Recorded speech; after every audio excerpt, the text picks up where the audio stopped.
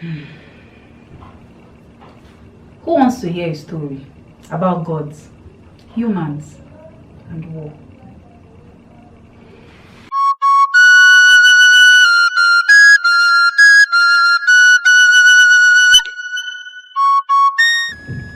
In the beginning, when the spirits walked on the earth in flesh, and prosperity showered upon the land like the morning dew, there was a settlement called Inri.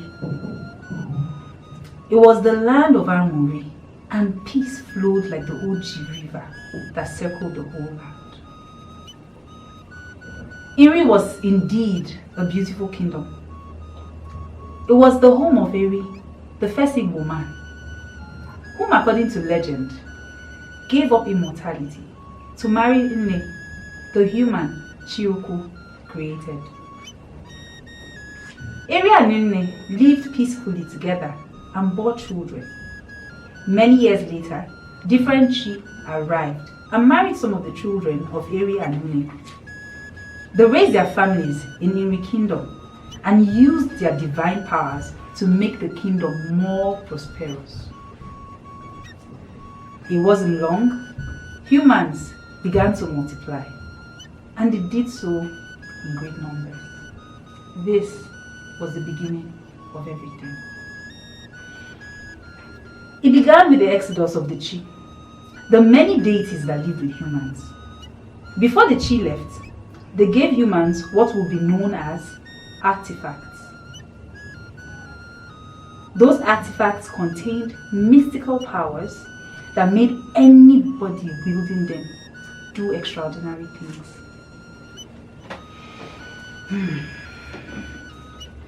The exodus of all the Chi in Inri Kingdom did not reduce the growing population.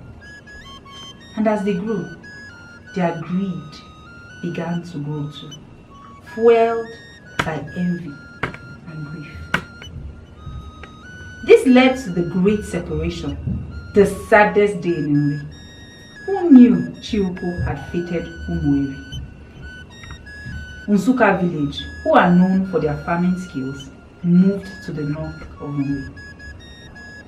Orafia, proud of their hunting skills, settled in the thick forests of the south. Iza, who are known for their amazing metalworks, moved to the eastern valleys to continue their trade. Oguta journeyed to the far island in the west, around where it is said that the Oji River began.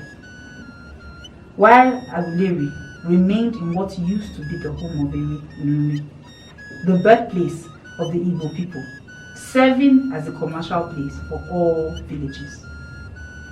Unknowingly, Umueri triggered a long-forgotten curse which Chioku had placed on Eri if his descendants ever separated. A fate Eri accepted in his deal to become human and raise his family in Nri. The division of Umueri was not enough to quench their evil desires. Soon, they began to hate again. Families angered families. Brothers fought brothers. Sisters against sisters. Even Chioku wept. Chioku caused great famine upon all the villages. The rain was caused to Nchala, and the earth with Amwamo.